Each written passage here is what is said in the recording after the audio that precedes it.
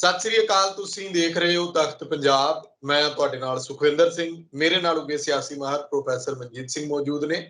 ਵੱਡੀਆਂ ਖਬਰਾਂ ਤੇ ਵੱਡੇ ਮੁੱਦਿਆਂ ਉੱਤੇ ਚਰਚਾ ਕਰਾਂਗੇ। ਸਵਾਗਤ ਹੈ ਤੁਹਾਡਾ ਪ੍ਰੋਫੈਸਰ ਸਾਹਿਬ।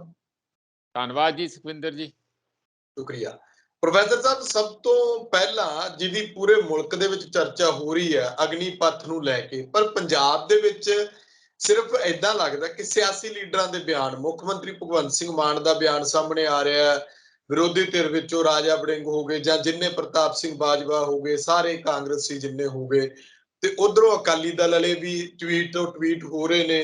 ਹਰਸਿਮਰਤ ਕੌਰ ਬਾਦਲ ਨੇ ਕਿਹਾ ਕਿ ਇਹਨਾਂ ਨੂੰ ਪਤਾ ਨਹੀਂ ਲੱਗਦਾ ਕੇਂਦਰ ਵਾਲਿਆਂ ਨੂੰ, ਪਹਿਲਾਂ ਇਹਨਾਂ ਨੇ ਬਿਨਾਂ ਪੁੱਛੇ ਖੇਤੀ ਕਾਨੂੰਨ ਲਿਆਂਦੇ, ਉੱਥੇ ਯੂ ਟਰਨ ਮਾਰਿਆ ਤੇ ਹੁਣ ਅਗਨੀਪਥ ਦੀ ਗੱਲ ਕਰਦੇ ਨੇ, ਅਗਨੀ ਵੀਰਾਂ ਦੀ ਗੱਲ ਕਰਦੇ ਨੇ। ਸਾਰੀਆਂ ਜਿੰਨੀਆਂ ਪੰਜਾਬ ਦੇ ਵਿੱਚ ਧਿਰਾਂ ਤਾਂ ਬੋਲ ਰਹੀਆਂ ਨੇ, ਪਰ ਕੋਈ ਉਸ ਕਿਸਮ ਦਾ ਰੌਲਾ ਰੱਪਾ ਜਿਹੜਾ ਆ, ਜਿਵੇਂ ਕਿਹਾ ਜਾਂਦਾ ਹੈ ਕਿ ਪੰਜਾਬ ਵਾਲੇ ਸਭ ਤੋਂ ਮੋਹਰੀ ਹੁੰਦੇ ਨੇ ਕਿਸੇ ਵੀ ਗੱਲ ਦਾ, ਜੇ ਕੋਈ ਉਹਨਾਂ ਨੂੰ ਗਲਤ ਲੱਗਦੀ ਉਹਦਾ ਵਿਰੋਧ ਕਰਨ ਦੇ ਵਿੱਚ। ਕਈਆਂ ਦੇ, ਮੈਂ ਇਧਰੋਂ ਉਧਰੋਂ ਸੋਸ਼ਲ ਮੀਡੀਆ ਤੇ ਪੜ੍ਹ ਰਿਹਾ ਸੀ, ਕਈ ਕਹਿ ਰਹੇ ਸੀ ਕਿ ਸਿੱਖ ਭਾਈਚਾਰੇ ਨੂੰ ਅੱਗੇ ਆਉਣਾ ਚਾਹੀਦਾ, ਸਿੱਖਾਂ ਨੂੰ ਜਿਹੜਾ ਆ ਇਹਦੀ ਟ੍ਰੇਨਿੰਗ ਜ਼ਰੂਰ ਲੈਣੀ ਚਾਹੀਦੀ ਆ। ਉਹ ਪਿੱਛੇ ਜੇ ਜਿਵੇਂ ਜਥੇਦਾਰ ਸਾਹਿਬ ਨੇ ਕਿਹਾ ਸੀਗਾ। ਸੁਖਵਿੰਦਰ, ਅਸਲੀਅਤ ਇਹ ਹੈ ਕਿ ਜਿਹੜਾ ਲਾਵਾ ਟੁੱਟਿਆ ਆ ਜਾਂ ਫਟਿਆ ਆ ਏਡੇ ਵੱਡੇ ਪੱਧਰ ਤੇ ਦੇਸ਼ ਦੇ ਅੰਦਰ, ਇਹ ਪੈਂਡਿੰਗ ਸੀ, ਕਈ ਚੀਜ਼ ਦਾ ਡਿਊ ਸੀਗਾ। ਕਿਸੇ ਨੂੰ ਨਹੀਂ ਸਮਝ ਪੈ ਰਹੀ ਵੀ ਇਹ ਅਚਾਨਕ ਹੋਇਆ ਕਿ ਏਡੇ ਲੋਕ ਜਿਹੜੇ ਲਗਾਤਾਰ ਬੜੇ ਸੀਲ ਸੀ, ਸ਼ਰੀਫ ਸੀ, ਹਰ ਕੋਈ ਕਿਸੇ ਕਿਸਮ ਦੀ ਵਧੀਕੀ ਨੂੰ ਆਰਾਮ ਨਾਲ ਬਰਦਾਸ਼ਤ ਕਰ ਜਾਂਦੇ ਸੀ। ਹੁਣ ਨਹੀਂ ਹੋ ਸਕਦਾ, ਕੀ ਕਰੀਏ, ਮਿੰਨਤਾਂ ਤਰਲੇ ਜ਼ਿਆਦਾ ਕਰਦੇ ਸੀ ਤੇ ਲੜਾਈ ਸੜਕਾਂ ਤੇ ਘੱਟ ਦਿੰਦੇ ਸੀ। ਇਹ ਮੰਡਲ ਕਮਿਸ਼ਨ ਦੀ ਜਿਹੜੀ ਇੱਕ ਵਾਰੀ ਵੱਡੇ 89 ਚ ਮੇਰਾ ਖਿਆਲ ਹੋਇਆ ਸੀਗਾ, ਜਦੋਂ OBC ਦੀ ਰਿਜ਼ਰਵੇਸ਼ਨ ਦਾ ਰੌਲਾ ਪਿਆ ਸੀ VP ਸਿੰਘ ਦੀ ਸਰਕਾਰ ਵੇਲੇ, ਉਦੋਂ ਬਾਅਦ ਇਹ ਏਡੀ ਵੱਡੀ ਇੱਕ ਕਿਸਮ ਦੀ ਅਗਜ਼ਨੀ ਵੀ ਹੈ, ਵਾਇਲੈਂਸ ਹੈ, ਗੁੱਸਾ, ਆਕਰੋਸ਼, ਅਸੰਤੋਸ਼, ਇਹ ਸਾਰਾ ਰਲ ਮਿਲ ਕੇ, ਔਰ ਸਿਰਫ ਤੇ ਸਿਰਫ ਨੌਜਵਾਨ, ਵੱਡੇ ਪੱਧਰ ਤੇ ਨੌਜਵਾਨ। ਹੁਣ ਬੀਜੇਪੀ ਕੀ ਇਸ ਗੱਲ ਨੂੰ ਕਹਿ ਕੇ ਆਪਣਾ ਪੱਲਾ ਝਾੜਨਾ ਚਾਹੁੰਦੀ ਹੈ ਵੀ ਦੇਖੋ ਸਕੀਮ ਤੇ ਬਹੁਤ ਤਕੜੀ ਹੈ, ਪਰ ਇਹਨਾਂ ਨੂੰ ਸਮਝ ਨਹੀਂ ਪੈ ਰਹੀ। ਨੌਜਵਾਨਾਂ ਨੂੰ ਐਵੇਂ ਭੜਕ ਗਏ ਆ, ਜਿਵੇਂ ਕਿਸਾਨਾਂ ਨੂੰ 1.25 ਸਾਲ ਕਹਿੰਦੇ ਰਹੇ ਵੀ ਕਾਨੂੰਨ ਤੇ ਬਹੁਤ ਤਗੜੇ, ਇਹਨਾਂ ਨੂੰ ਸਮਝਾ ਕੇ ਵੀ ਬਥੇਰਾ ਹਟ ਗਏ ਆ, ਸਮਝਦੇ ਤੇ ਹੈ ਨਹੀਂ ਗੇ, ਮੂਰਖ ਹੈਗੇ ਤੇ ਸਾਡੇ ਗਲੇ ਪਈ ਜਾਂਦੇ ਆ। ਇਹਨਾਂ ਦਾ ਫਾਇਦਾ ਹੈ ਕਿਉਂ ਨਹੀਂ ਸਮਝਦੇ। ਹੁਣ ਰਾਜਨਾਥ ਸਿੰਘ ਆ, ਤਿੰਨੇ ਆਰਮੀ ਦਾ ਚੀਫ, 에ਅਰਫੋਰਸ ਦਾ ਚੀਫ, ਨੇਵੀ ਦਾ ਚੀਫ ਲਿਆ ਕੇ ਆਪਣਾ ਲੱਗੇ ਹੋਏ ਆ ਸਾਰਿਆਂ ਨੂੰ ਬਿਆਨ ਦੇਣ, ਓਏ ਤੁਸੀਂ ਚੁੱਪ ਕਰੋ, ਚੁੱਪ ਕਰੋ। ਵੇਖੋ ਤੇ ਸਹੀ, ਹਾਲਤ ਇਹ ਬਣ ਗਈ ਆ ਕਿ ਇਸੇ ਰੌਲੇ ਰੱਪੇ ਦੇ ਵਿੱਚ 에ਅਰਫੋਰਸ ਵਾਲਿਆਂ ਨੇ 24 ਜੂਨ ਦੀ ਡੇਟ ਵੀ ਤੈਅ ਕਰਤੀ ਕਿ ਅਸੀਂ ਭਰਤੀ ਕਰਨੇ ਸ਼ੁਰੂ ਕਰਤੇ, ਤਾਂ ਕਿ ਲੋਕ ਸ਼ਾਇਦ ਇਸ ਗੱਲ ਲਈ ਸ਼ਾਂਤ ਹੋ ਜਾਣ, ਸੋਚ ਕੇ ਨੌਜਵਾਨ ਵੀ ਲਓ ਜੀ ਹੁਣ ਭਰਤੀ ਤੇ ਆ ਹੀ ਗਈ, ਅਸੀਂ ਚਲੇ ਜਾਣਾ। ਨੌਜਵਾਨ ਕੀ ਕਹਿ ਰਹੇ ਆ, ਪਹਿਲਾਂ ਉਹਨਾਂ ਦਾ ਪੱਖ ਵੀ ਸੁਣ ਲਈਏ। ਸਾਨੂੰ ਇਹ ਅੰਦਾਜ਼ਾ ਨਹੀਂ ਸੀ ਵੀ ਬਿਹਾਰ ਦੇ ਵਿੱਚ ਏਡੇ ਵੱਡੇ ਪੱਧਰ ਦੇ ਉੱਤੇ ਨੌਜਵਾਨ ਜਿਹੜੇ 3 ਸਾਲ ਤੋਂ ਆਰਮੀ 'ਚ ਭਰਤੀ ਕਰਨ ਲਈ, ਹੋਣ ਲਈ ਤਿਆਰੀਆਂ ਕਰ ਰਹੇ ਆ, ਉੱਥੇ ਦੀ ਜਿਹੜੀ ਗਾਂਧੀ ਗਰਾਊਂਡ ਹੈ ਉਹਦੀਆਂ ਫੋਟੋਆਂ ਨਜ਼ਰ ਆਈਆਂ, ਕਿਵੇਂ ਮਿਹਨਤ ਕਰ ਰਹੇ ਆ ਨੌਜਵਾਨ, ਟ੍ਰੇਨਿੰਗ ਕਰ ਰਹੇ, ਕੋਈ NCC, ਕੋਈ ਕਿਸ ਤਰ੍ਹਾਂ, ਕੋਈ ਕਿਸ ਤਰ੍ਹਾਂ, ਔਰ ਉਹਨਾਂ ਨੂੰ ਲਗਾਤਾਰ ਭਰੋਸਾ ਦਿੱਤਾ ਜਾ ਰਿਹਾ ਕਿ ਭਰਤੀ ਹੋਣੀ, ਭਰਤੀ ਹੋਣੀ, ਭਰਤੀ ਹੋਣੀ। ਇਹੀ ਕਾਰਨ ਆ ਕਿ ਬਿਹਾਰ ਦੇ ਵਿੱਚ 17 ਜਗ੍ਹਾ ਤੇ ਵੱਡੀ ਅਗਜ਼ਨੀ ਹੋਈ ਹੈ, ਔਰ ਇੱਕ ਛੋਟੇ ਜਿਹੇ ਏਰੀਏ 'ਚ, ਡਿਵੀਜ਼ਨ 'ਚ ਦੱਸ ਰਹੇ ਸੀ ਉੱਥੇ ਕਿ 50 ਡੱਬੇ ਉੱਥੇ ਇਕੱਲੇ ਉਸ ਏਰੀਏ 'ਚ ਸੜੇ ਆ ਗੱਡੀਆਂ ਦੇ। ਜੇ ਤੁਸੀਂ ਉਸ ਹਿਸਾਬ ਨਾਲ ਅੰਦਾਜ਼ਾ ਲਾਓ ਤੇ ਕਈ 100, ਜੇ ਹਜ਼ਾਰਾਂ ਨਹੀਂ ਤੇ ਕਈ 100 ਡੱਬੇ ਸੜ ਚੁੱਕੇ ਆ ਅੱਜ ਦੇ ਦਿਨ ਦੇ ਵਿੱਚ। ਇੰਨੀ ਅਗਜ਼ਨੀ ਵੱਡੇ ਪੱਧਰ ਤੇ 7 ਸੂਬਿਆਂ 'ਚ ਫੈਲ ਗਈ। ਯਾਨੀ ਅੱਜ ਤੀਸਰਾ ਦਿਨ ਆ ਕਿ ਏਡੇ ਵੱਡੇ ਪੱਧਰ ਦੇ ਉੱਤੇ ਇੰਨੀ ਅਗਜ਼ਨੀ ਹੋਈ ਹੈ। ਦੇਸ਼ ਦੇ ਵਿੱਚ ਬੜੀ ਹੜਬੜਾਹਟ ਆ, ਬੜੀ ਘਬਰਾਹਟ ਆ ਕਿ ਹੋਊਗਾ ਕੀ ਰੁਕੂਗਾ। ਲੋਕ ਇਹ ਵੀ ਸੋਚ ਰਹੇ ਆ ਕਿ ਮੋਦੀ ਜੀ ਨੂੰ ਇਸ ਸਕੀਮ ਦਾ ਨਾਂ ਰੱਖਣ ਲਈ ਕਿ ਪਹਿਲਾਂ ਹੀ ਕਿਵੇਂ ਪਤਾ ਚੱਲ ਗਿਆ ਕਿ ਅਗਨੀਪਥ ਵੀ ਇੱਥੇ ਤੇ ਅੱਗ ਵਾਲਾ ਪੱਥ ਆ ਤੇ ਅੱਗ ਵਾਲਾ ਰਾਹ ਆ ਤੇ ਅੱਗਾਂ ਲੱਗ ਗਈਆਂ, ਉਸੇ ਵੇਲੇ ਹੀ ਲੱਗ ਗਈਆਂ, ਬਿਲਕੁਲ ਲੱਗ ਗਈਆਂ। ਅਗਨੀਵੀਰ ਉਹ ਠੀਕ ਹੈ, ਅੱਗਾਂ ਲਾ ਰਹੇ ਆ, ਅਗਨੀਵੀਰ ਆਪਣੇ ਆਪ ਹੀ ਬਣ ਗਏ। ਇਹਨਾਂ ਦੇ ਮਨ ਵਿੱਚ ਪਤਾ ਨਹੀਂ ਕਿਹੜਾ ਅਗਨੀਵੀਰ ਸੀਗਾ, ਉਹਨਾਂ ਦੇ ਆਪਣੇ ਆਪ ਨੂੰ ਦੱਸਦਾ ਵੀ ਅਸੀਂ ਅਗਨੀਵੀਰ ਆ, ਸਾਡੇ ਸੀਨੇ 'ਚ ਅੱਗ ਆ, ਅਸੀਂ ਉਹ ਅੱਗ ਜਿਹੜੀ ਆ ਬਾਹਰ ਪ੍ਰਤੱਖ ਤੌਰ ਤੇ ਦਿਖਾਲਣ ਲਈ ਬਹੁਤ ਬਰਦਾਸ਼ਤ ਕਰ ਲਿਆ। ਹੁਣ ਸਾਡੇ ਕੋਲ ਨਹੀਂ ਬਰਦਾਸ਼ਤ ਹੁੰਦਾ। ਉਹਨਾਂ ਨੇ ਏਡੇ ਵੱਡੇ ਰੋਸ ਪ੍ਰਦਰਸ਼ਨ ਕੀਤੇ ਆ। ਮੈਂ ਹੁਣ ਉਹਦੀ ਡਿਟੇਲ 'ਚ ਨਹੀਂ ਜਾਂਦਾ, ਸਾਰੇ ਲੋਕ ਦੇਖ ਰਹੇ ਆ, ਪਰ ਇਹਦੀਆਂ ਇੰਪਲੀਕੇਸ਼ਨ ਸਮਝ ਲਓ। ਦੇਸ਼ ਦੇ ਅੰਦਰ ਅਜੇ ਵੀ ਵੱਡੇ ਪੱਧਰ ਤੇ ਬੇਰੁਜ਼ਗਾਰੀ ਹੈ। ਸਾਡੀ ਟੋਟਲ ਵਰਕ ਫੋਰਸ ਦੀ ਅੱਧੇ ਤੋਂ ਵੀ ਘੱਟ ਟੋਟਲ ਵਰਕ ਫੋਰਸ ਜਿੰਨੀ ਪੋਟੈਂਸ਼ੀਅਲ ਹੁੰਦੀ ਹੈ, ਅੱਜ ਹੀ ਅੰਕੜੇ ਛਾਇਆ ਹੋਇਆ ਕਿ ਅੱਧੇ ਤੋਂ ਘੱਟ ਉਹਨਾਂ ਨੂੰ ਰੁਜ਼ਗਾਰ ਮਿਲ ਰਿਹਾ। 7% ਸ਼ਹਿਰਾਂ ਦੇ ਵਿੱਚ 8.2% ਬੇਰੁਜ਼ਗਾਰੀ ਹੈ।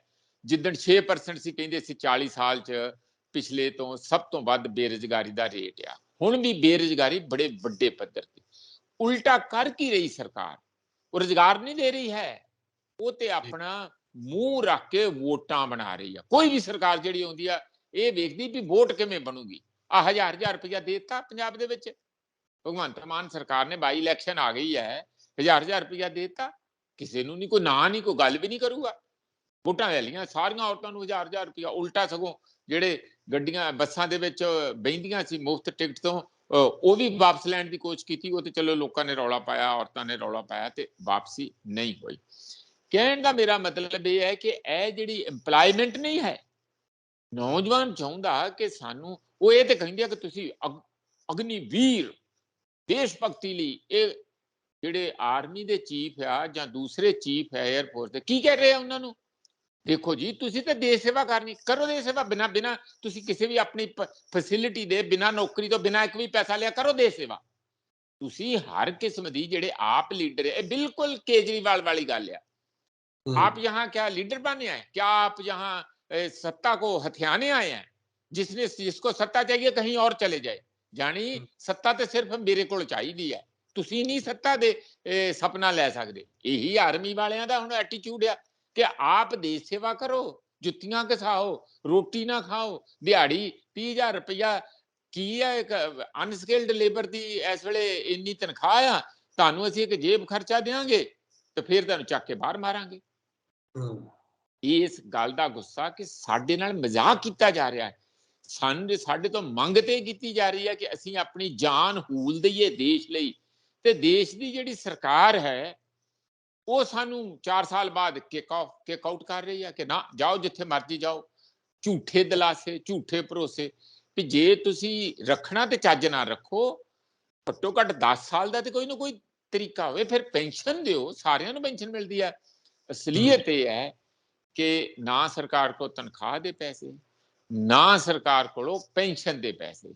ਇਹ ਸਾਰਾ ਕੰਮ ਤੋਂ ਬਚਣ ਲਈ, ਜਿਵੇਂ ਬਾਕੀ ਸਾਰੇ ਸਰਕਾਰੀ ਮਹਿਕਮਿਆਂ ਦੇ ਵਿੱਚ ਤੇ ਲੋਕ ਸੇਵਾ ਦੇ ਮਹਿਕਮਿਆਂ ਵਿੱਚ ਵੀ, ਜਿਸ ਤਰ੍ਹਾਂ ਮੈਂ ਪਹਿਲਾਂ ਵੀ ਕਿਹਾ ਸੀਗਾ, ਸਿੱਖਿਆ, ਸਿਹਤ, ਉਹਨਾਂ 'ਚ ਵੀ ਠੇਕੇਦਾਰੀ ਸਿਸਟਮ ਸਾਰੀ ਜਗ੍ਹਾ। ਟੀਚਰ ਠੇਕੇ ਤੇ ਰੱਖੇ ਆ, ਸਕੂਲ ਠੇਕੇ ਤੇ ਰੱਖ ਲਏ, ਸਰਕਾਰੀ ਸਕੂਲ ਠੇਕੇ ਤੇ ਆ, ਇੱਥੇ ਟੀਚਰ ਠੇਕੇ ਤੇ ਰੱਖੇ ਆ। ਇਸ ਤਰੀਕੇ ਨਾਲ ਪੜ੍ਹਾਈ ਹੋ ਜੂਗੀ, ਇਸ ਤਰੀਕੇ ਨਾਲ ਤੁਸੀਂ ਦੇਸ਼ ਦਾ ਭਵਿੱਖ ਬਣਾ ਲਓਗੇ। ਕਿਹੋ ਜਿਹੇ ਬੱਚੇ, ਜਿਹੜੇ ਨੌਜਵਾਨ, ਜਿਹੜੇ ਦੇਸ਼ ਭਗਤ ਇਹਦੇ ਚੋਂ ਪੈਦਾ ਹੋਣਗੇ? ਤੇ 4 ਸਾਲ ਜਿਨ੍ਹਾਂ ਨੂੰ ਤੁਸੀਂ ਉੱਥੇ ਰੱਖ ਕੇ ਤੇ 11 ਲੱਖ ਰੁਪਈਆ ਜੇਬ 'ਚ ਪਾ ਕੇ ਜਾਓ, ਹੁਣ ਜਾ ਕੇ ਆਪਣੇ ਧੱਕੇ ਖਾਓ। ਉਹ ਉਹਦੇ 'ਚ ਕਹੋਗੇ ਕਿ ਉਹ ਸਾਡੇ ਜਦੋਂ ਟ੍ਰੇਨਿੰਗ 4 ਸਾਲ ਕੰਮ ਕਰਨਗੇ, ਉਹਦੇ ਤੇ ਟ੍ਰੇਨਿੰਗ ਹੀ ਸਮਝੋ। ਖੁਦਾ ਨਾ ਖਾਸਤਾ ਕੋਈ ਲੜਾਈ ਹੋ ਜਾਂਦੀ ਹੈ, ਉਹ ਫਿਰ ਕੀ ਕਰਨਗੇ ਦੱਸੋ? ਉੱਥੇ ਉਹ ਗਾਂਹ ਹੋ ਕੇ ਮਾਰ ਖਾਣ ਲਈ ਜਾਣਗੇ, ਗੋਲੀਆਂ ਖਾਣ ਲਈ ਜਾਣਗੇ? ਉਹ ਕਹਿਣਗੇ ਤੁਸੀਂ ਜਾਓ, ਜਿਨ੍ਹਾਂ ਨੇ ਪੱਕੀਆਂ ਨੌਕਰੀਆਂ, ਜਿਨ੍ਹਾਂ ਨੇ, ਜਿਹੜੇ ਵੱਡੇ ਵੱਡੇ ਸਾਨੂੰ ਕਹਿੰਦੇ ਸੀਗੇ ਦੇਸ਼ ਭਗਤੀ, ਉਹ ਦਿਖਾਓ ਦੇਸ਼ ਭਗਤੀ। ਉਹ ਜਿਹੜੇ ਦਿੱਲੀ 'ਚ ਪਿੱਛੋਂ ਆਰਡਰ ਕਰਨਗੇ, ਉਹਨਾਂ ਦੇ ਚੀਫ, 에ਅਰ ਚੀਫ, ਜਾਂ ਜੋ ਵੀ ਹੈ ਆਰਮੀ ਦੇ ਹੈੱਡ ਹੋਣਗੇ, ਜਾਂ CDS ਹੋਊਗਾ, ਚੀਫ ਆਫ ਡਿਫੈਂਸ ਸਟਾਫ, ਉਹਨਾਂ ਨੂੰ ਕਹਿਣਗੇ ਸਭ ਤੋਂ ਅੱਗੇ ਜਾਓ ਭਾਈ, ਦਿਖਾਓ ਦੇਸ਼ ਭਗਤੀ, ਫਿਰ ਅਸੀਂ ਤੁਹਾਡੇ ਮਗਰੇ ਆਏ। ਇਹ ਤਰੀਕਾ ਠੀਕ ਨਹੀਂ ਹੈਗਾ। ਦੇਸ਼ ਨੂੰ ਜੇ ਤੁਸੀਂ ਲੋਕਾਂ ਦੇ ਵਿੱਚ ਇੱਕ ਦੇਸ਼ ਪਿਆਰ ਸੱਚੀ ਮੁੱਚੀ ਜਗਾਉਣਾ, ਔਰ ਲੋਕਾਂ ਨੂੰ ਇਹ ਅਹਿਸਾਸ ਕਰਾਉਣਾ ਕਿ ਇਹ ਦੇਸ਼ ਤੁਹਾਡਾ, ਤਾਂ ਤੁਸੀਂ ਵੀ ਲੋਕਾਂ ਪ੍ਰਤੀ ਸਹਿਰਦ ਹੋ। ਕੱਲੇ ਸਟੇਸ਼ਨ ਦੀ, ਸਿਕੰਦਰਾਬਾਦ, ਪਟਨਾ, ਫਿਰ ਹਰਿਆਣਾ, ਮੈਂ 7 ਸਟੇਟਾਂ ਦਾ ਦੱਸ ਦੇਣਾ ਜਿੱਥੇ ਜਿੱਥੇ ਸਾਰੀਆਂ ਖਬਰਾਂ ਆ ਰਹੀਆਂ। ਉਹਦੇ ਵਿੱਚ ਦਿੱਲੀ ਤੱਕ ਅੱਗ ਪਹੁੰਚ ਗਈ ਹੈ।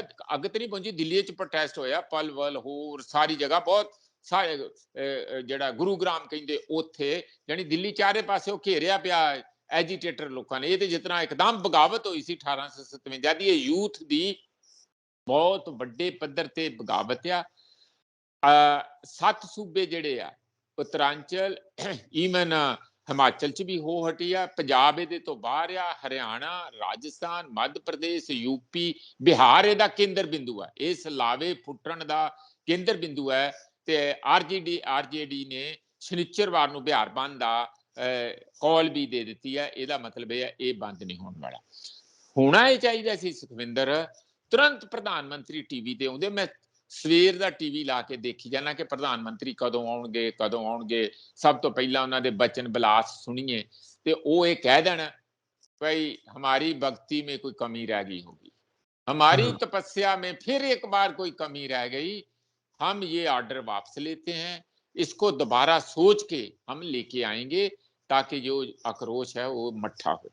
ये थोड़ा जिहा सोचण दी मैं उम्मीद कर रहा। ये नहीं हो रहा कला कला मिनिस्टर उन्हां दा, कला कला होर जो भी रेलवे मंत्री होर इधरों सज्जे खब्बे सारिਆਂ ਨੂੰ ਇਸ ਗੱਲ ਤੇ ਲਾਤਾ ਕਿ ਛੇਤੀ ਛੇਤੀ ਬਿਆਨ ਦਿਓ ਤੇ ਸਮਝਾਓ ਕਿ ਸ਼ਾਂਤ ਹੋ ਜਾਓ, ਸਾਡੇ ਲਈ ਬਹੁਤ ਕੁਝ ਆਉਣ ਵਾਲਾ, ਚੁੱਪ ਰਹੋ, ਤੁਸੀਂ ਕਿਉਂ ਮੂਰਖ ਬਣ ਰਹੇ ਆ, ਕਿਉਂ ਐਵੇਂ ਦੇਸ਼ ਦੀ ਹਜ਼ਾਰਾਂ ਕਰੋੜਾਂ ਰੁਪਈਆਂ ਦੀ ਤੁਸੀਂ ਪ੍ਰਾਪਰਟੀ ਨੂੰ ਫੂਕ ਕੇ ਰੱਖ ਦਿੱਤਾ, ਇਸ ਨੂੰ ਬੰਦ ਕਰੋ, ਤੁਹਾਡੇ ਲਈ ਬਹੁਤ ਕੁਝ ਆਉਣ ਵਾਲਾ। ਇਹੋ ਜਿਹੀਆਂ ਗੱਲਾਂ ਉਹ ਸਮਝਾਉਣ ਦੀ ਕੋਸ਼ਿਸ਼ ਕਰ ਰਹੇ। ਮੇਰਾ ਖਿਆਲ ਤੁਸੀਂ ਵੀ ਵੇਖਿਆ ਹੋਣਾ, ਤੁਹਾਡਾ ਵੀ ਜਦੋਂ ਘਰ 'ਚ ਲੜਾਈ ਬਹੁਤ ਗੁੱਸਾ ਆ ਜਾਏ ਉਦੋਂ ਦਿਮਾਗ ਕੰਮ ਕਰਦਾ ਕਰਦਾ ਹੀ ਨਹੀਂ, ਮਰਡਰ ਹੋ ਜਾਂਦੇ ਗੁੱਸੇ 'ਚ, ਅੱਗਾਂ ਲੱਗ ਰਹੀਆਂ।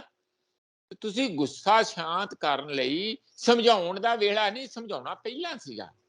ਹੁਣ ਤੇ ਗੁੱਸੇ ਦੇ ਉੱਤੇ ਕਿਹੋ ਜਿਹਾ ਪਾਣੀ ਪਾਉਣਾ, ਉਹ ਇੱਕੋ ਹੀ ਗੱਲ ਹੈ ਕਿ ਇੱਕਦਮ ਕਹਿ ਦਿੱਤਾ ਜਾਏ ਕਿ ਬਈ ਅਸੀਂ ਆਪਣਾ ਪਿਛਾਂ ਹਟ ਗਏ ਹਾਂ। ਅਜੇ ਵੀ ਮੇਰਾ ਖਿਆਲ ਹੈ ਕਿ ਹੋਮ ਮਿਨਿਸਟਰ ਜਾਂ ਪ੍ਰਧਾਨ ਮੰਤਰੀ ਜਾਂ ਰੇਲਵੇ ਮਿਨਿਸਟਰ ਹੈ, ਜੇ ਪ੍ਰਧਾਨ ਮੰਤਰੀ ਕੋ ਬਾਰ-ਬਾਰ ਇਹੋ ਜਿਹਾ ਕੰਮ ਕਿਉਂ ਕਰਵਾਉਣਾ ਹੈ, ਰੇਲਵੇ ਮਿਨਿਸਟਰ ਕੋ ਕਰਵਾ ਦਿਓ ਕਿ ਦੇਖੋ ਜੀ ਅਸੀਂ ਬਹੁਤ ਕੁਝ ਦੇਖਿਆ, ਬਹੁਤ ਅਗਜ਼ਨੀ ਹੋ ਰਹੀ ਹੈ, ਇਸ ਲਈ ਅਸੀਂ ਇਸ ਗੱਲ ਨੂੰ ਮੱਦੇਨਜ਼ਰ ਰੱਖ ਕੇ ਅਸੀਂ ਵਾਪਸ ਜਾਂ ਡਿਫੈਂਸ ਰਾਜਨਾਥ ਸਿੰਘ ਹੋਣੀ ਉਹਨਾਂ ਤੋਂ ਕਵਾ ਦਿਓ, ਕਿਸੇ ਵੀ ਤਰੀਕੇ ਨਾਲ ਕਿਸੇ ਤੋਂ ਕਵਾ ਦਿਓ।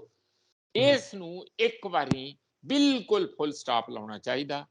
ਨਹੀਂ ਤੇ ਮੈਨੂੰ ਇੰਜ ਲੱਗਦਾ ਜੋ ਹਾਲਾਤ ਦੇਸ਼ ਦੇ ਆ ਉਹ ਕੱਲਾ ਆਰਮੀ 'ਚ ਭਰਤੀ ਕਰਕੇ ਥੋੜੀ ਹੈ, ਉਹ ਤੇ ਪਿਛਲੇ 5-7 ਸਾਲਾਂ ਦਾ ਜਿਹੜਾ ਲਗਾਤਾਰ ਥੱਲੇ ਥੱਲੇ ਲਾਵਾ ਬਣਦਾ ਜਾ ਰਿਹਾ ਸੀ ਉਹ ਫਟ ਗਿਆ, ਉਹਦਾ ਪੜਾਕਾ ਪੈ ਗਿਆ।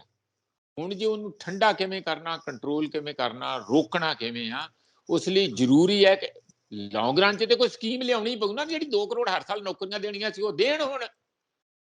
ਤੇ ਹੁਣ ਇਹ ਜਿਹੜਾ ਅਡਹਾਕਿਜ਼ਮ ਜਿਹਨੂੰ ਕਹਿੰਦੇ ਆ ਕਿ ਜਿਹੜਾ ਐਵੇਂ ਵੈਸੇ ਹੀ ਇਸ ਗੱਲ ਦੇ ਨਾਂ ਤੇ ਕੋਈ ਨਹੀਂ ਜੀ, ਸ਼ਾਇਦ ਉਹਨਾਂ ਨੂੰ ਲੱਗਦਾ ਸੀ ਵੀ 4 ਸਾਲ ਲਈ ਬੜੇ ਖੁਸ਼ ਹੋ ਜਾਣਗੇ, ਲੋਕਾਂ ਦੀਆਂ ਵੋਟਾਂ ਬਣ ਜਾਣਗੀਆਂ ਸਾਡੀਆਂ, ਇਹ ਸਾਰੇ ਨੌਜਵਾਨ, ਅਸੀਂ ਫਿਰ ਇਹਨਾਂ ਨੂੰ ਟ੍ਰੇਨਡ ਹੋ ਜਾਣਗੇ, ਹੋ ਸਕਦਾ ਅਸੀਂ ਕੋਈ ਇਹਨਾਂ ਨੂੰ ਰਾਮ ਰਾਜ ਲਈ ਜਾਂ ਹਿੰਦੂ ਰਾਸ਼ਟਰ ਲਈ ਕਿਤੇ ਇਹਨਾਂ ਨੂੰ ਹੋਰ ਨਵੇਂ ਤਰੀਕੇ ਦੇ ਨਾਲ ਉੱਥੇ ਅਸੀਂ ਇਹਨਾਂ ਦਾ ਜੋ ਵੀ ਯੋਗਦਾਨ ਹੋਊਗਾ ਦੇਸ਼ ਭਗਤੀ ਦੇ ਵਿੱਚ ਉਹ ਕਰਵਾਵਾਂਗੇ। ਇਸ ਕਿਸਮ ਦਾ ਵੀ ਕੋਈ ਉਹਨਾਂ ਦੇ ਮਨ ਦੇ ਵਿੱਚ ਸਕੀਮ ਹੋ ਸਕਦੀ ਹੈ।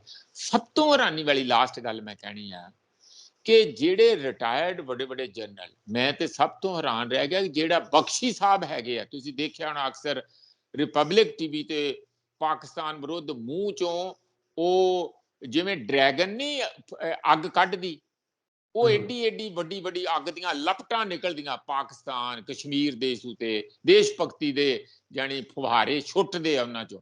ਉਹ ਵੀ ਕਹਿ ਗਏ, ਬਖਸ਼ੀ ਜੀ ਵੀ ਕਹਿ ਰਿਹਾ ਇਹ ਸਕੀਮ ਠੀਕ ਨਹੀਂ, ਵੀ ਉਹਦੀ ਸੁਣ ਲਓ, ਉਹ ਤੇ ਸਭ ਤੋਂ ਵੱਡਾ ਦੇਸ਼ ਭਗਤ ਆ, ਬੀਜੇਪੀ ਦਾ ਸਪੋਰਟਰ ਆ ਡਟ ਕੇ, ਤੇ ਜਾਨੀ ਹਰ ਉਸ ਕਿਸਮ ਦੀ ਹਰ ਉਸ ਵਿਚਾਰ ਦੀ ਜਿਹੜੀ ਕੱਟੜਵਾਦੀ ਵਿਚਾਰ ਹੁੰਦਾ ਉਹਦੀ ਡਟ ਕੇ ਸਪੋਰਟ ਕਰਦੇ ਔਰ ਬੜੇ ਸਖਤ ਸ਼ਬਦਾਂ 'ਚ ਸਪੋਰਟ ਕਰਦੇ ਹੈ ਨਾ।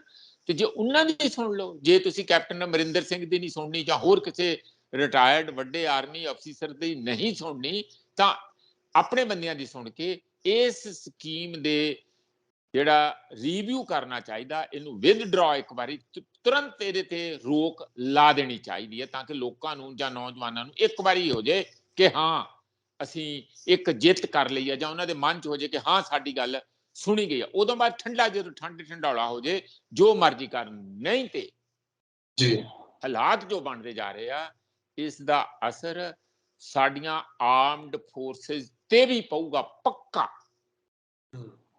ਉਹ ਵੀ ਇਹਨਾਂ ਦੇ ਭੈਣ ਭਰਾ, ਉਹਨਾਂ ਦੇ ਬੱਚੇ ਆਏ, ਉਹ ਕਹਿਣਗੇ ਯਾਰ ਸਾਡੇ ਬੱਚਿਆਂ ਨਾਲ ਇੰਨਾ ਧੱਕਾ, ਜਾ ਕੇ ਪੁੱਛੋ, ਤੁਸੀਂ ਸਰਵੇ ਕਰ ਲਓ ਕਿਸੇ ਵੀ ਆਰਮੀ ਵਾਲਿਆਂ ਤੋਂ, ਉਹ ਕਹਿਣਗੇ ਨਾ ਵੀ ਇਹ ਤੇ ਗੱਲ ਠੀਕ ਨਹੀਂ ਹੈਗੀ। ਹੁਣ ਉਹਨਾਂ ਦੇ ਲੀਡਰ ਜਿਹੜੇ ਸਰਕਾਰੀ ਦਰਬਾਰੀ ਉੱਥੇ ਜਾ ਕੇ ਮੀਟਿੰਗਾਂ ਕਰਦੇ ਆ, ਉੱਪਰ ਕਹਿੰਦੇ ਅਸੀਂ 2 ਸਾਲ ਮਿਹਨਤ ਕਰਕੇ ਸਕੀਮ ਲੈ ਕੇ ਆਏ ਆ, ਤੇ ਫਿਰ ਉਹਦਾ ਪੜਾਕਾ ਕਿਉਂ ਪੈ ਗਿਆ ਸਕੀਮ ਦਾ ਬਈ?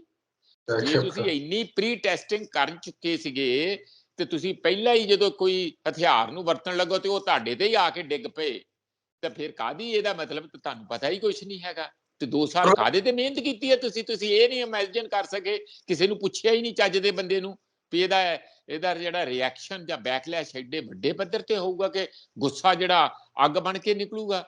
ਹੁਣ ਇਹਦਾ ਇਹੋ ਹੀ ਹੈ ਕਿ ਸਰਕਾਰ ਇਹਦਾ ਰਿਵਿਊ ਕਰੇ। ਚੰਗੀ ਗੱਲ ਹੈ ਕਿ ਸੁਖਵਿੰਦਰ ਇੱਕ ਜਿਹੜੀ ਹੋਰ ਸੋਚਣ ਵਾਲੀ ਗੱਲ ਹੈ, ਮੈਂ ਬੜਾ ਹੈਰਾਨ ਸੀ, ਚੰਗਾ ਵੀ ਲੱਗਾ ਸਾਨੂੰ ਅੱਜ ਸਾਡੇ ਕੋਲ ਹੋਰ ਬਹੁਤ ਵੱਡੇ ਸੱਜਣ ਆਏ, ਅਸੀਂ ਰਲ ਕੇ ਦੇਖ ਰਹੇ ਸੀ, ਕਮੈਂਟਬਾਜ਼ੀ ਵੀ ਚੱਲ ਰਹੀ ਸੀ। ਉਹ ਇਹ ਕਿ ਪੰਜਾਬ ਚੁੱਪ ਆ। ਸਿਕੰਦਰਾਬਾਦ ਜਿਹੜਾ ਐਡਾ ਵੱਡਾ ਰੇਲਵੇ ਸਟੇਸ਼ਨ ਆ, ਹੈਦਰਾਬਾਦ ਦੇ ਨਾਲ ਇਕੱਠਾ ਜੁੜੇ ਹੋਏ ਆ, ਔਰ ਬਹੁਤ ਅਪਡੇਟਡ ਬਹੁਤ ਵਧੀਆ ਰੇਲਵੇ ਸਟੇਸ਼ਨ ਆ, ਭੰਨਤਾ ਲੋਕਾਂ ਨੇ ਮਾਰ ਕੇ, ਨੌਜਵਾਨਾਂ ਨੇ ਚੱਕਿਆ ਕੁਝ। ਹੁਣ ਸਰਕਾਰ ਕੋਸ਼ਿਸ਼ ਕਰ ਰਹੀ ਹੈ ਜੀ, ਜਿਵੇਂ ਜੀ ਇਹ ਵਿਰੋਧੀ ਪਾਰਟੀਆਂ ਜਿਹੜਾ ਹਥਿਆਰ ਹੁੰਦਾ ਇਹ ਤੇ ਜੀ ਕਾਂਗਰਸ ਕਰ ਰਹੀ ਹੈ ਜੀ, ਵਿਰੋਧੀ ਪਾਰਟੀਆਂ।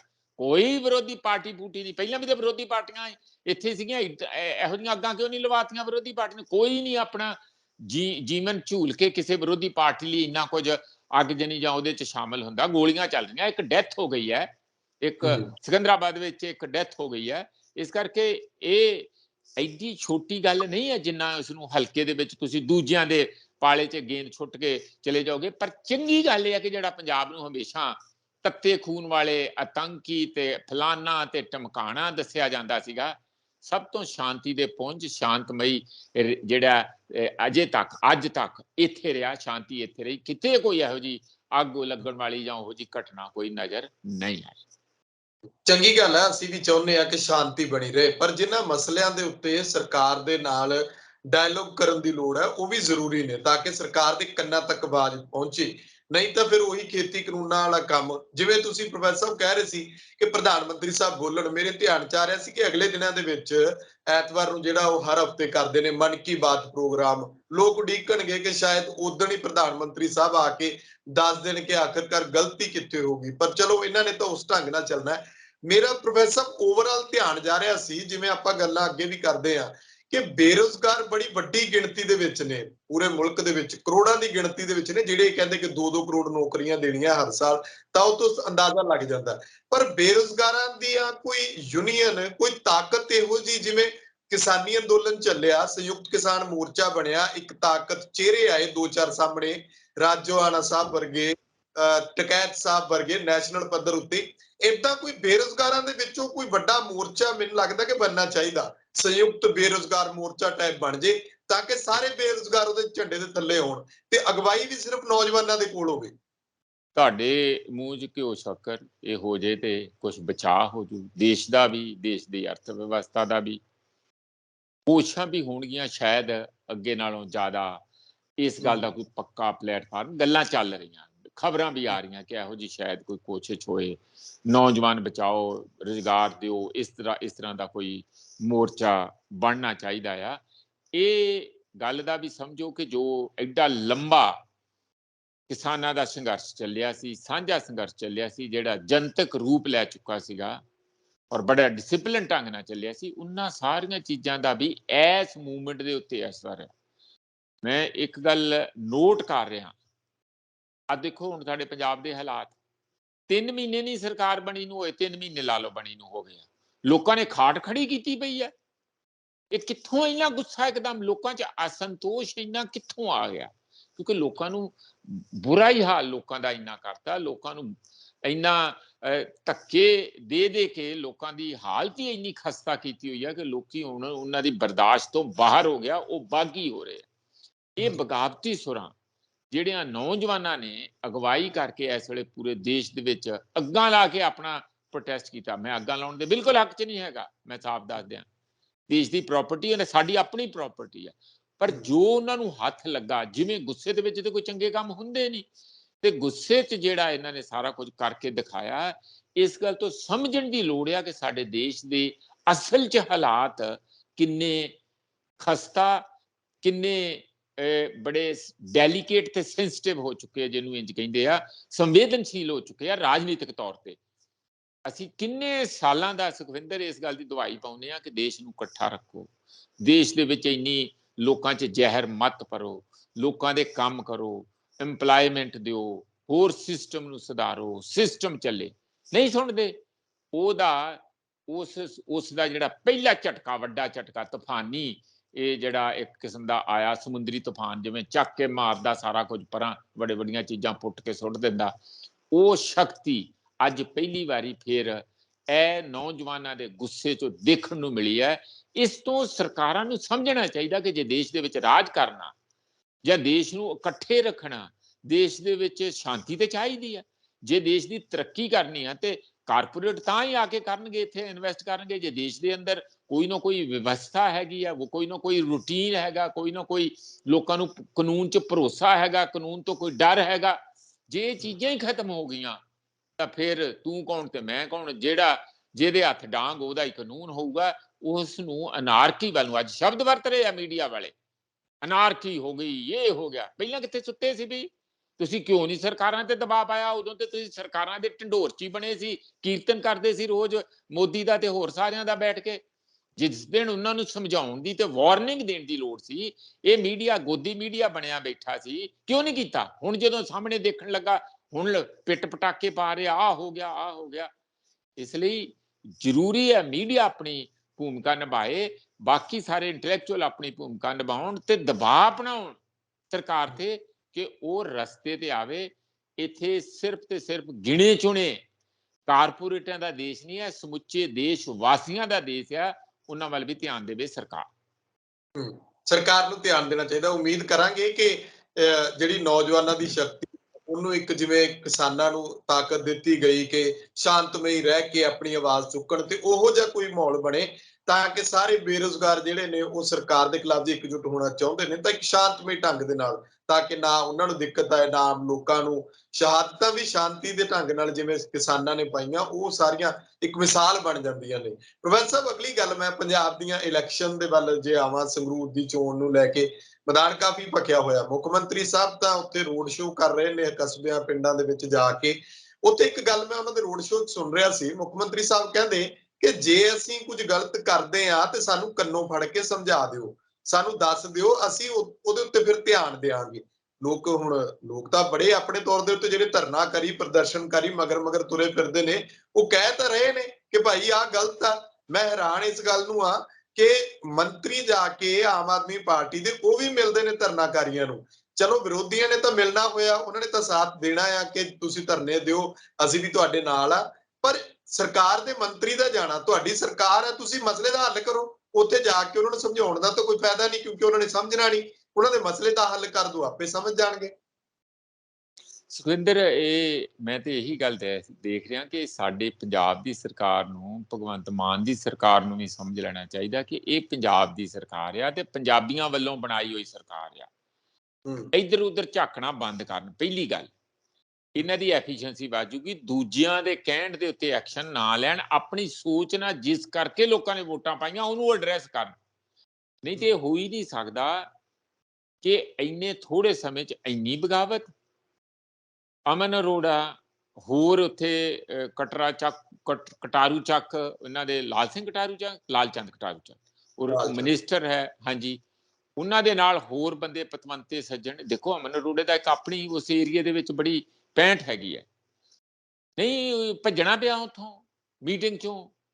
ਇੱਕ ਬੀਬੀ ਦਾ ਮੈਂ ਵੀ ਵੀਡੀਓ ਸੁਣੀ ਸੀ, ਉਹ ਕਹਿੰਦੀ ਦੇਖੋ ਦੂਜੀਆਂ ਪਾਰਟੀਆਂ ਨੇ ਆ ਨਹੀਂ ਕੀਤਾ, ਤਾਂ ਅੱਜ ਤੱਕ ਕੀਤਾ ਕੁਛ? ਅਜੇ ਉਹਨੇ ਸ਼ਬਦ ਹੀ ਇੰਨੇ ਵਰਤੇ ਸੀ, ਕਹਿੰਦਾ ਤੁਸੀਂ ਵੀ ਨਹੀਂ ਕੀਤਾ, ਰੌਲਾ ਪੈ ਗਿਆ, ਲੋਕ ਪੈ ਗਏ ਹਲਿਆ। ਕਹਿਣ ਦਾ ਮੇਰਾ ਮਤਲਬ ਇਹ ਹੈਗਾ ਕਿ ਇਹ ਬੜੇ ਅਰਲੀ ਸਿਗਨਲ, ਜਿਵੇਂ ਭਾਰਤ ਸਰਕਾਰ ਲਈ ਇਹ ਸਿਗਨਲ ਹੈਗੇ ਆ ਜੋ ਸਾਰਾ ਕੁਝ ਹੋ ਰਿਹਾ।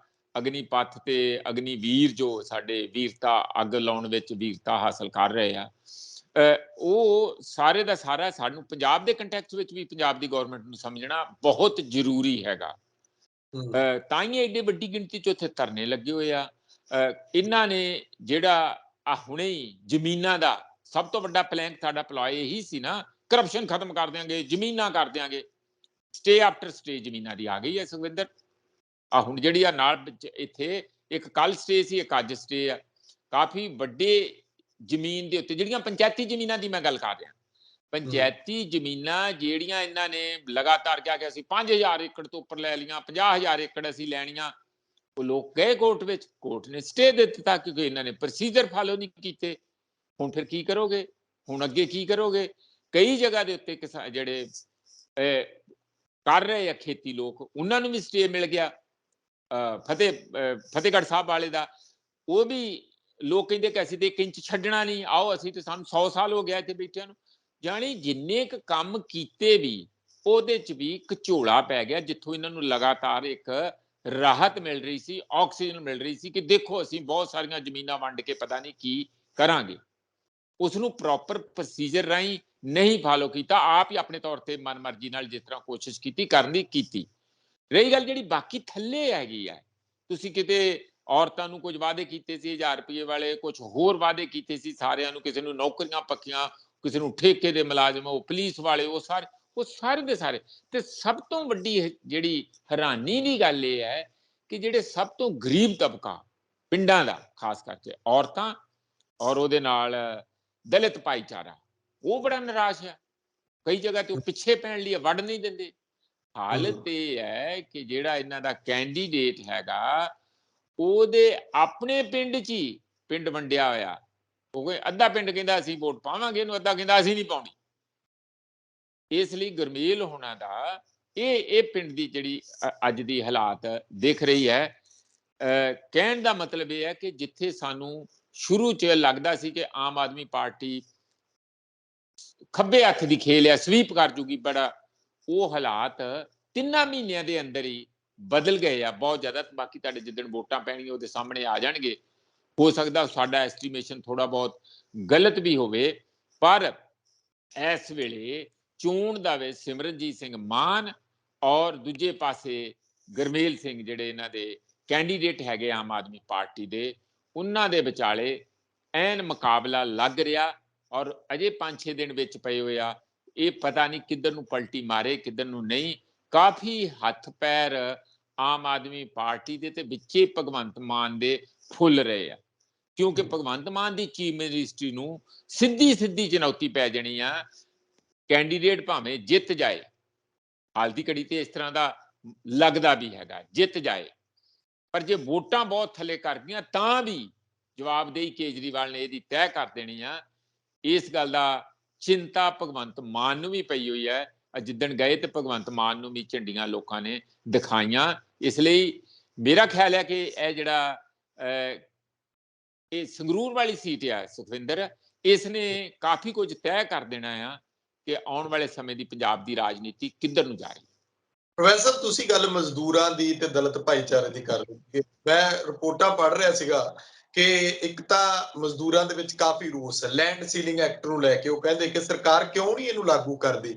ਮਜ਼ਦੂਰਾਂ ਦੀਆਂ ਆਪਣੀ ਜਥੇਬੰਦੀਆਂ ਬੜੀ ਆਵਾਜ਼ ਚੁੱਕ ਰਹੀਆਂ। ਕਈ ਪਿੰਡਾਂ ਦੇ ਮਜ਼ਦੂਰ ਜਿਹੜੇ ਇਕੱਠੇ ਹੋ ਰਹੇ ਨੇ, ਉਹ ਕਹਿੰਦੇ ਗ੍ਰਾਮ ਸਭਾ ਕਿਉਂ ਨਹੀਂ ਸੱਦੀ ਜਾ ਰਹੀ। 1-2 ਥਾਵਾਂ ਤੇ 20 ਪਿੰਡਾਂ ਦੀ ਮੈਂ ਪੜ੍ਹ ਰਿਹਾ ਸੀ ਖਬਰ, ਤੇ ਉਹ ਸਾਹਮਣੇ ਆਈ। ਦੂਜੇ ਬੰਨੇ ਇਹ ਕਿ ਪੰਚਾਇਤੀ ਜ਼ਮੀਨਾਂ ਨੂੰ ਲੈ ਕੇ ਕਹਿੰਦੇ ਕਿ ਸਰਕਾਰ ਨੇ ਚੰਗਾ ਫੈਸਲਾ ਕੀਤਾ। ਚਲੋ, ਜਿਹੜੇ ਫੈਸਲੇ ਦੀ ਸ਼ਲਾਘਾ ਕਰਨੀ ਬਣਦੀ ਹੈ ਉਹ ਕਰਨੀ ਵੀ ਚਾਹੀਦੀ ਹੈ ਕਿ ਉੱਤੇ ਜਿਹੜੀਆਂ ਪੰਚਾਇਤੀ ਜ਼ਮੀਨਾਂ ਦੀ ਵੰਡ ਹੁੰਦੀ ਹੈ ਉਹ ਦਲਿਤ ਭਾਈਚਾਰੇ ਨੂੰ ਜਿਹੜਾ ਉਹ ਸ਼ਾਇਦ 50% ਦੀ ਘੱਟ ਦੇ ਹਿਸਾਬ ਨਾਲ ਦਿੱਤੀ ਜਾ ਰਹੀ ਹੈ।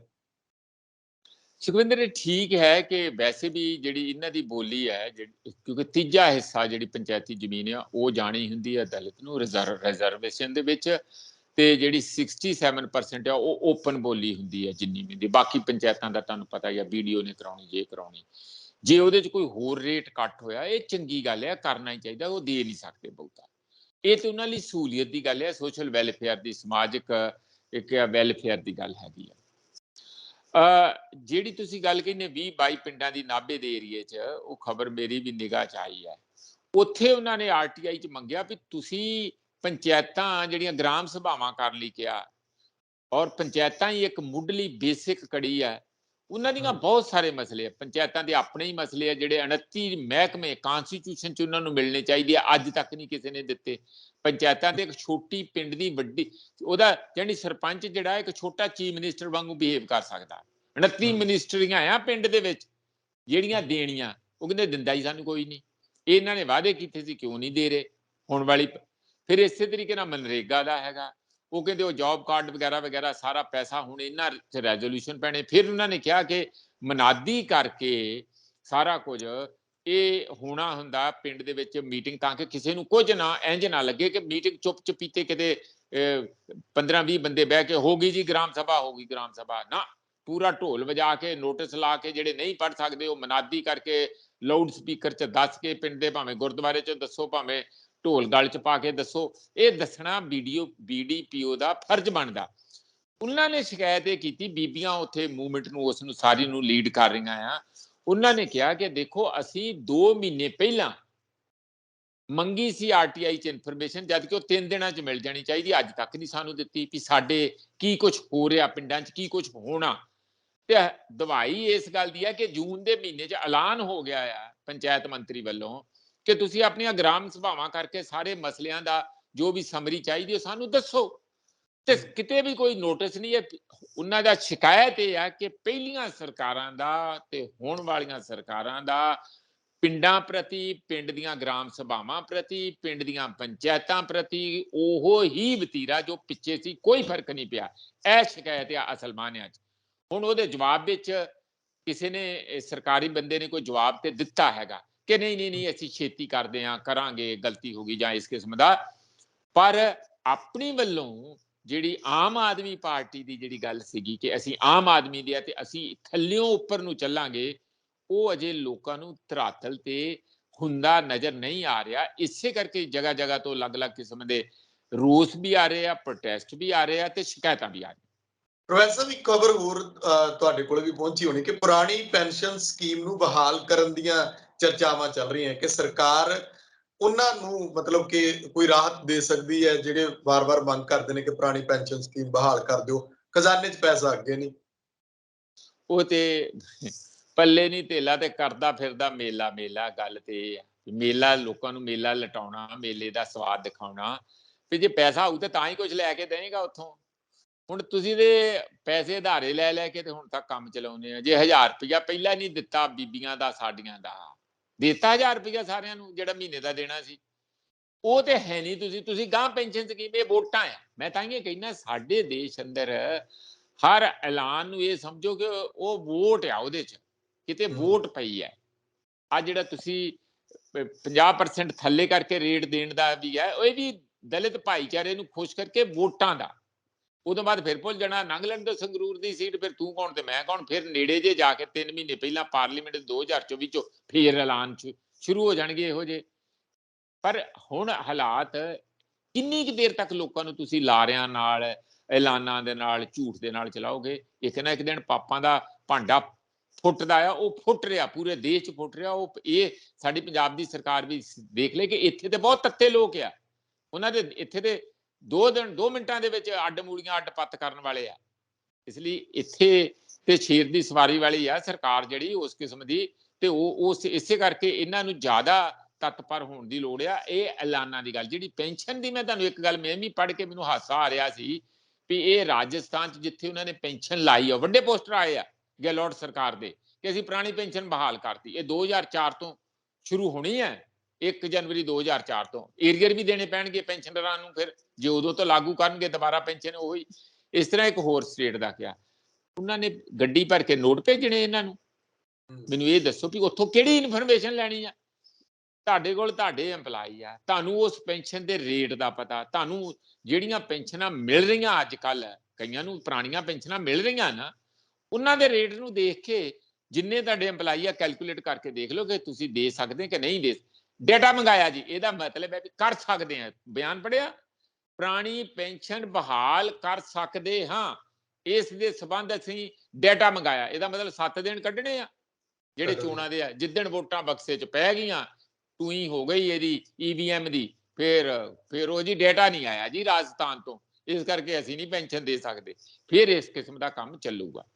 ਪ੍ਰੋਫੈਸਰ, ਆਖਰੀ ਖਬਰ ਹੈ ਕਿ ਭ੍ਰਿਸ਼ਟਾਚਾਰ ਤੇ ਨੱਥ ਪਾਉਣ ਦੀ ਗੱਲ, ਕਹਿੰਦੇ ਉੱਤੋਂ ਝਾੜੂ ਚਲਾਉਣਾ ਸ਼ੁਰੂ ਕੀਤਾ।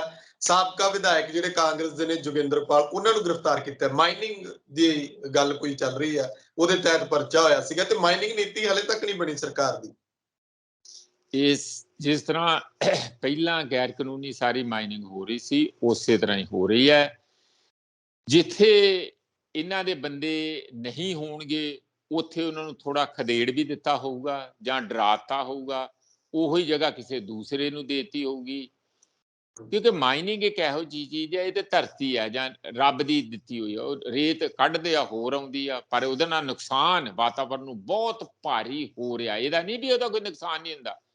ਜਦੋਂ ਤੁਸੀਂ ਕੁਦਰਤ ਦੇ ਨਾਲ ਏਡੇ ਵੱਡੇ ਪੱਧਰ ਤੇ ਖਿਲਵਾੜ ਕਰਦੇ ਆ, ਉਹਦਾ ਸਾਰਿਆਂ ਦੀ ਸਿਹਤ ਤੇ, ਜਲਵਾਯੂ ਤੇ, ਹਰ ਚੀਜ਼ ਤੇ ਅਸਰ ਹੁੰਦਾ। ਉਹਦਾ ਵੀ ਹੋ ਰਿਹਾ। ਪਾਣੀ ਥੱਲੇ ਚਲਾ ਗਿਆ, ਬਹੁਤ ਥੱਲੇ, ਬਹੁਤ ਗਹਿਰਾ ਪਾਣੀ ਚਲਾ ਗਿਆ, ਜਿੱਥੇ ਜਦੋਂ ਤੁਸੀਂ ਗਹਿਰ 20-20 ਫੁੱਟ ਤੁਸੀਂ ਉੱਥੇ ਰੇਤਾ ਕੱਢ ਕੇ ਵੇਚੀ ਤੁਰੇ ਜਾਂਦੇ ਆ। ਇਸ ਲਈ ਇਹ ਜਿਹੜਾ ਇੱਕ ਬੰਦੇ ਨੂੰ ਫੜਨਾ, ਵਿਰੋਧੀ ਪਾਰਟੀ ਦੇ ਜਿਹੜਾ ਪਿਛਲੇ ਵੇਲੇ ਐਮਐਲਏ ਸੀਗਾ ਉੱਥੋਂ ਦਾ, ਪਠਾਨਕੋਟ ਦੇ ਏਰੀਆ ਦਾ, ਭੋਏ ਦਾ, ਰਿਜ਼ਰਵ ਚੋਂ ਹੈਗੇ ਆ, ਇਹਦਾ ਤੇ ਇੱਕ ਸਿੰਬੋਲਿਕ ਆ। ਇਹ ਵੀ ਉਸੇ ਸੰਬੰਧ ਚ ਹੀ ਹੈ ਸੁਖਵਿੰਦਰ, ਇਹ ਦੱਸਣ ਦਾ ਕਿ ਅਸੀਂ ਰੇਤਾ ਬਜਰੀ ਮਾਫੀਆ ਨੂੰ ਵੀ ਨਕੇਲ ਪਾਉਣ ਜਾ ਰਹੇ ਆ। ਆਹ ਦੇਖੋ, ਇੱਕ ਫੜ ਲਿਆ, ਉੱਥੇ ਖਬਰ ਪਹੁੰਚਾ ਕੇ ਹਵਾ ਬਣਾਉਣ ਤੋਂ ਇਲਾਵਾ ਹੋਰ ਕੋਈ ਕੰਮ ਨਹੀਂ। ਅਦਰਵਾਈਜ਼ ਜਿੰਨੇ ਵੱਡੇ ਪੱਧਰ ਤੇ ਅੱਜ ਵੀ ਮਹਿੰਗੀ ਰੇਤਾ, ਪਹਿਲਾਂ ਨਾਲੋਂ ਵੀ 25-30% ਰੇਤਾ ਮਹਿੰਗੀ ਮਿਲ ਰਹੀ ਆ। ਹੁਣ ਉਹ ਕਾਰਨ ਇਹੀ ਜਾਣਨ, ਤੇ ਕਿਤੇ ਵੀ ਕੋਈ ਵੱਡੇ ਪੱਧਰ ਤੇ ਰੁਕਾਵਟ ਨਹੀਂ ਹੋਈ। ਰਾਦਰ ਮੈਨੂੰ ਐਂ ਲੱਗਦਾ ਕਿ ਅੰਦਰੋਂ ਅੰਦਰੀ ਬੰਦਿਆਂ ਨੇ ਆਪੋ ਆਪਣਾ ਸ਼ਿਫਟ ਜਿਹੜਾ 25-75 ਆ, ਉਹ ਅਜੇ ਉਸ ਤਰੀਕੇ ਨਾਲ ਉਹਦੇ ਤੇ ਕੋਈ ਨਕੇਲ ਨਹੀਂ ਪਈ, ਉਸੇ ਤਰ੍ਹਾਂ ਚੱਲ ਰਿਹਾ। ਜਿੱਦਣ ਇਹ ਹੋਊਗਾ ਤੇ ਸਰਕਾਰ ਦੇ ਖਜ਼ਾਨੇ 'ਚ ਪੈਸਾ ਆ ਜਾਊਗਾ, ਉਦਣ ਅਸੀਂ ਦੇਖਾਂਗੇ ਕਿ ਹਾਂ, ਇਹ ਮਾਫੀਏ ਨੂੰ ਵੀ ਨਕੇਲ ਪੈ ਗਈ ਹੈ। ਇੱਕ ਬੰਦਾ ਫੜ ਕੇ ਤੇ ਆਉਂ ਆ ਵੀ ਕਾਂ ਟੰਗ ਦਿਓ, ਤੇ ਆਪਾਂ ਉਹ ਕਾਂ ਨੂੰ ਦਿਖਾ ਕੇ ਬਾਕੀ ਸਾਰੇ ਕਾਵਾਂ ਦੀਆਂ ਵੋਟਾਂ ਲੈ ਲਈਏ, ਡਰਾ ਕੇ ਜਾਂ ਪਤਿਆ ਕੇ। ਇਹਦੋਂ ਇਲਾਵਾ ਹੋਰ ਕੁਝ ਨਹੀਂ। ਸ਼ੁਕਰੀਆ ਪ੍ਰੋਫੈਸਰ ਸਾਹਿਬ, ਧੰਨਵਾਦ ਤੁਹਾਡਾ। ਬਹੁਤ ਬਹੁਤ ਸ਼ੁਕਰੀਆ ਤੁਹਾਡਾ ਸੁਖਵਿੰਦਰ ਜੀ, ਤੁਹਾਡੀ ਸਾਰੀ ਟੀਮ ਦਾ, ਸਾਡੇ ਸਰੋਤਿਆਂ ਦਾ ਬਹੁਤ ਬਹੁਤ ਧੰਨਵਾਦ।